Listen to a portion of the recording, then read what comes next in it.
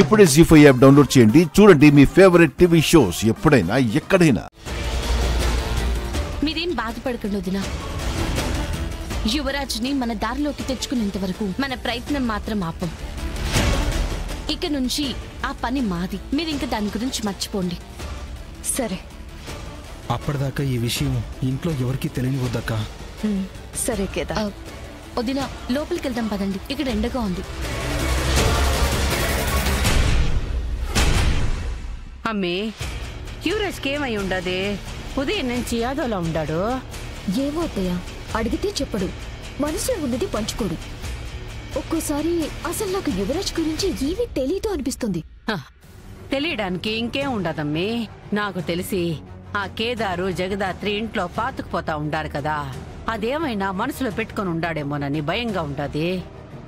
మనసులో పెట్టుకుని బాధపడితే నష్టమేం లేదు. కక్ష సాధింపులకి పోతే మొదటికే మోసం వస్తుంది. నా భయం కూడా అదేనమ్మే. అప్పుడు కోపంలో ఏం చేస్తాడో దాని కారణంగా చెప్పి కౌశికి ఆ కేదార్ని వారసుడిగా ఎక్కడ ప్రకటిస్తుందోనని ఒకటే భయంగా ఉండదు. మీరేం టెన్షన్ పడకండి అత్తయ్య. యువరాజ్ ఇంటికి రాగానే నేను మాట్లాడతాను. జగదాత్రి వాళ్ళని నేరుగా ఏమి చేయలేం. దొంగ దెబ్బ కొట్టి ఇంట్లో నుంచి బయటికి పంపించేయాలి. ఏమైంది అత్తయ్య? వాళ్ళనేనా నువ్వింట్లో నుంచి బయటికి పంపిస్తా అన్నావు? కేదార్, కేదార్ అటు వెళ్ళు.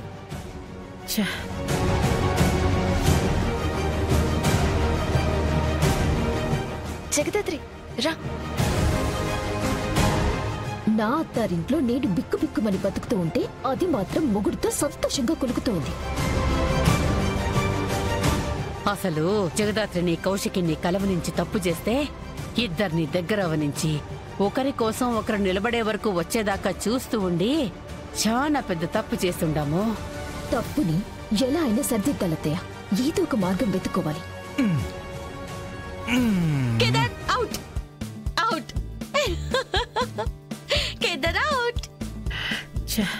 దాత్రి కాస్కో, 2 నిమిషాల్లో నిన్ను పట్టుకుంటాను. హలో, అదంతా ఈజీ కాదు. చూసుకుందాం. చూసుకుందాం.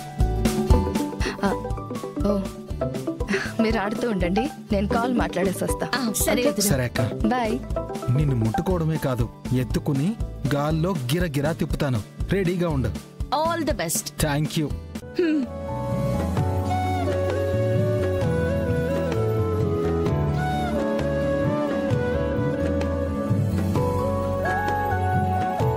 కీర్తి,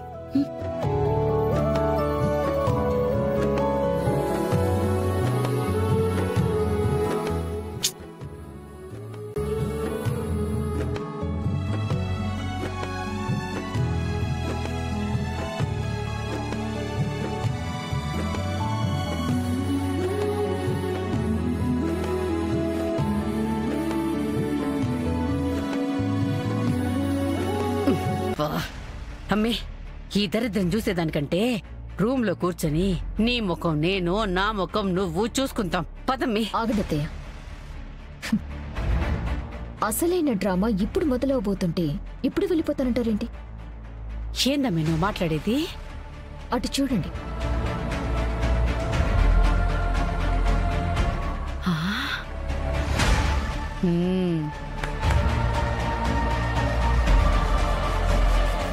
దాత్రి, ఇప్పుడు నిన్ను ఎత్తుకోకుండా ఎలా ఆపుతావో నేను చూస్తా.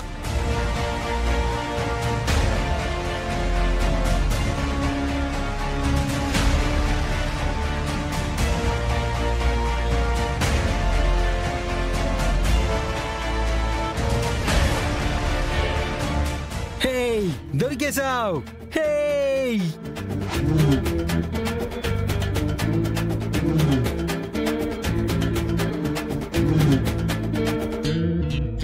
చెప్పానా నా నుంచి నువ్వు తప్పించుకోలేవని? ఎలా కనిపెట్టానో చూసావా?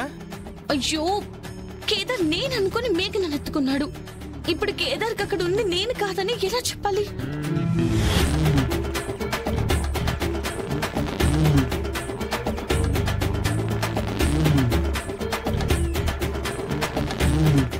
ఏంటి మేడం, నోట్లో నుంచి మాట కూడా రావట్లేదు?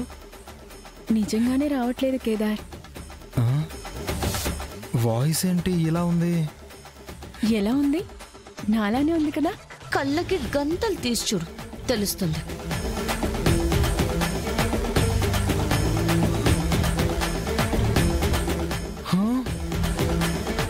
మేఘనా,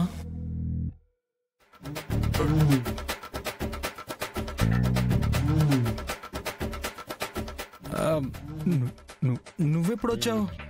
ఏమీ తెలియనట్టు నేను రావడం చూసి నా వైపే వచ్చి నన్ను ఎత్తుకున్నావు కదా. ఛీ, నా బతుకు బుద్ధిగా ఆడుకోక నీకెందుకురా ఎదవెక్సకలు. ఇప్పుడు దాత్రిని అక్కని ఎలా మేనేజ్ చేయాలో ఏంటో. అంటే అక్క కళ్ళకి గంతలున్నాయి కదా, చూసుకోకుండా తనని ఎత్తుకున్నాను. చూసుంటే మాత్రం నన్ను కాకుండా జగదాత్రిని ఎత్తుకుంటావా ఏంటి?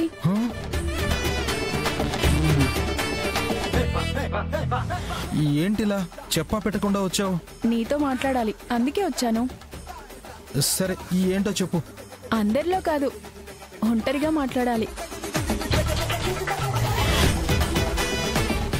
ఏమున్నా ఇక్కడే మాట్లాడు. అంత పర్సనల్ గా మాట్లాడేంత పర్సనల్స్ ఏముంటాయి మన మధ్యలో? అబ్బా కౌశికి గారు, ఇంత మొండి మనిషిని ఎలా భరిస్తున్నారండి? అన్నిటికీ మారం చేస్తాడు. మారం? కేదార్ పద. మేఘనా రా రా. మేఘనా రా కేదార్.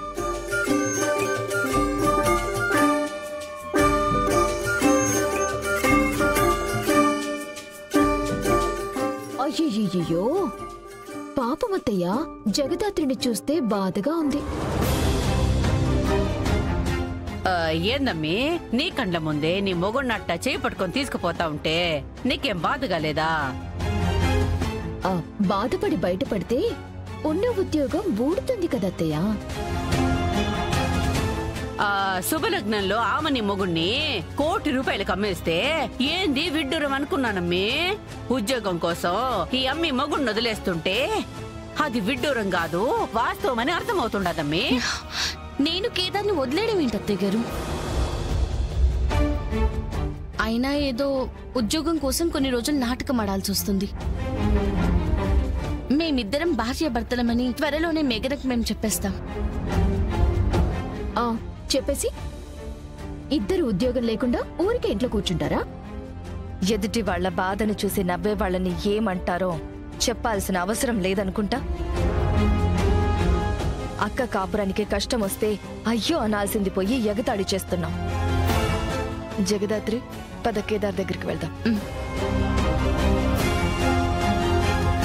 ఆ అమ్మి అన్నంత పనిచేస్తుందా నిషి? నిజం చెప్పేస్తే ఎట్టా? ఈలోపే మనం మేఘనాన్ని రెచ్చగొట్టి పెళ్లి మాటలు మొదలు పెట్టమని చెప్పాలి. అప్పుడిక అదే వాడు ఎంత గింజుకున్నా సరే ఏమీ చేయలేరు. జీ5 యాప్ డౌన్లోడ్ చేసి అన్ని ఎపిసోడ్స్ పూర్తి ఉచితంగా చూడండి.